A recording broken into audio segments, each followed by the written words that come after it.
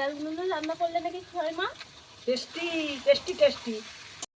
Hello guys, কেমন আছো তোমরা সবাই? আশা করি সবাই খুব ভালো আছো, আর আমিও কিন্তু খুব ভালো আছি। আজকে আমার ফার্স্ট ব্লগ শুরু করছি, তো ভিডিওটা ভালো লাগলে তোমরা দেখতে থাকো আর লাইক কমেন্ট শেয়ার করে কিন্তু পাশে থেকো। তো চলো দেখতে থাকো। এগুলো হচ্ছে কিন্তু রাম তুলসী, আর বড় কিন্তু খুব ঠান্ডা লেগেছে, ওই জন্য কিন্তু এই রাম তুলসীটা মধু দিয়ে খাবে, ওই জন্য আমি এগুলো পরিষ্কার করে নিচ্ছিলাম, তুলে নিয়ে এসছে মা। তো এবার এগুলো ধুয়ে নেবো, তো চলো। এগুলো কিন্তু ভালো করে ধুয়ে নিতে হবে, যেহেতু এগুলোর ভিতরে অনেক সময় অনেক পোকামাকড়ের ইয়ে থাকে। এগুলো এবার কয়েকটা নিয়ে এতে একটু মধু দেবো, দিয়ে তারপরে বরকে দেবো খেতে। এবার এটাতে মধু দিয়ে বরকে খেতে দেবো।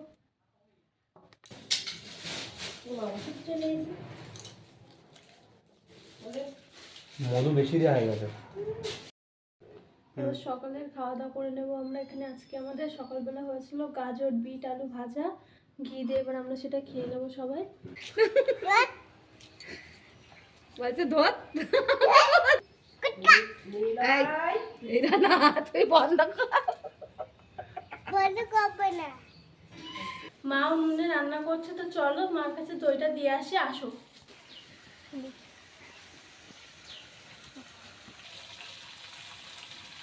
কি রান্না করছো মা আজকে তুমি? মাংস। মা কিন্তু বেশ উনুনেই রান্না করে, আর উনুনে রান্না করলে নাকি কি হয় মা? Tasty tasty tasty. হ্যাঁ, নাকি গ্যাসের থেকে উনুনে রান্না করলে বেশি টেস্ট হয় তরকারির, ওই জন্য আমাদের বেশি উনুনেই রান্না করা হয়। মাংস কষানো হয়ে গেছে মা। তা 2 পিস রেখো, কষা মাংস খেতে কিন্তু খুব ভালো লাগে। আমার মতন কে কে কষা মাংস খাও এরকম? কালারটা হেভি এসেছে। রাস্তা দিয়ে দেখলাম আখের রস যাচ্ছে, আর গরমকালে কিন্তু আখের রস খাওয়া শরীরের পক্ষে খুব ভালো, ওই জন্য কাকুকে দাঁড়াতে বললাম। এবার কি আখের রসটা নিয়ে আসবো।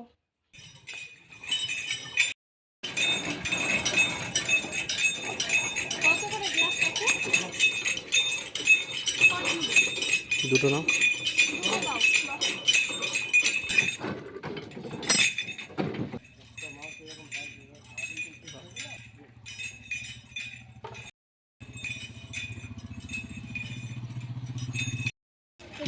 এটা নিয়ে গিয়ে মাকে দিই। গরমকালে কিন্তু আখের রস খাওয়া খুব ভালো শরীরের পক্ষে। ও মা, এনাও তোমার জন্য আখের রস নিয়ে এসেছি। ভালো লাগলো আখের রস? হ্যাঁ, হেভি লাগলো, গরমকালে তো আখের রস প্রিয়। এই যে আমাদের লাল লাল ঝাল ঝাল চিকেন কষা রেডি। দেখেই কিন্তু খুব টেস্টি মনে হচ্ছে, কালারটাও কিন্তু খুব সুন্দর এসেছে, দেখেই তো লোভ লাগছে কখন খাবো এটা।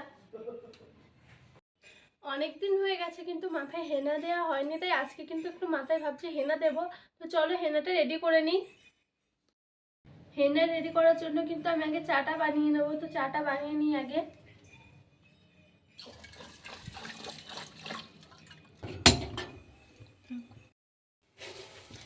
জল গরম হয়ে গেছে, এবার আমি চা পাতাটা দিয়ে দেবো।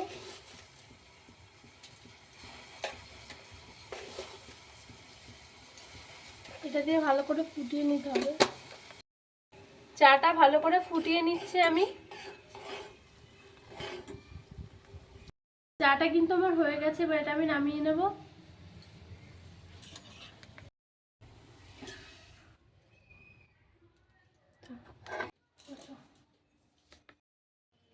চাটা আমার রেডি হয়ে গিয়েছিল, তো এবার এটা নিয়ে আসলাম ঠান্ডা করে।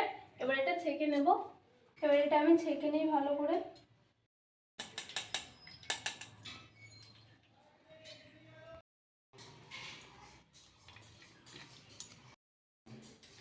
আমি কিন্তু চুল কালো করবো, ওই জন্য কালো হেনা নিয়েছি। আর হেনা কিন্তু চুলের পক্ষে খুবই ভালো, মানে চুলের পুষ্টি পায় হেনা দিলে। এবার হেনাটা গুলে নেব।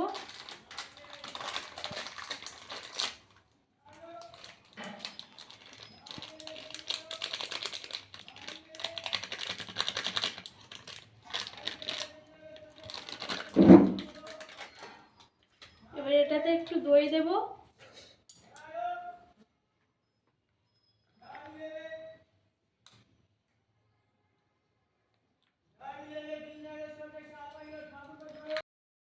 আমি আগে এটা মিক্স করে নিচ্ছি, পরে ডিমটা অ্যাড করব। এটাতে একটু লেবুর রস দিতে হতো, তো আমার কাছে ছিল না বলে আমি এটা দিইনি। এবার এটাতে আমি ডিমটা অ্যাড করে দেব। এবার ডিমটা দিয়ে দিচ্ছি।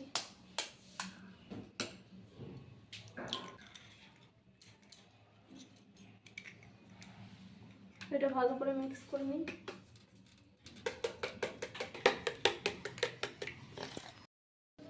এবার এটা আমি ভালো করে মাথায় দিয়ে নিই চুলে। অনেকদিন পর কিন্তু চুলে হেনা দিচ্ছি। মাঝে মাঝে হেনা দেওয়া ভালো চুলের, তাহলে চুলটা ভালো থাকে। আমার চুলটা কিন্তু এমনি খুব খারাপ হয়ে গিয়েছে, ওই জন্য কিন্তু আমি অনেকদিন পর আবার দিয়ে নিচ্ছি। মাসে 2 বার দিলে তোমার ভালো হয় হেনা, চুলের পক্ষে তোমার হয় না সেটা দেওয়া। স্নান করে আসার পরে এই যে চুল এখনো কিন্তু ভিজে আছে আমার, তা এখন একটু মুখে ক্রিম মেখে নিই আমি।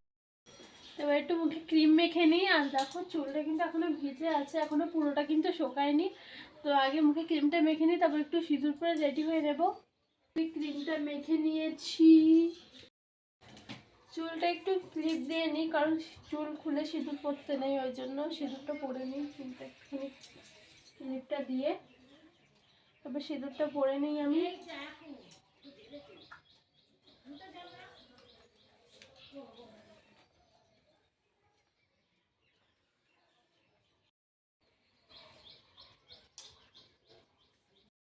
ওমা এটা কি করছো আসলে?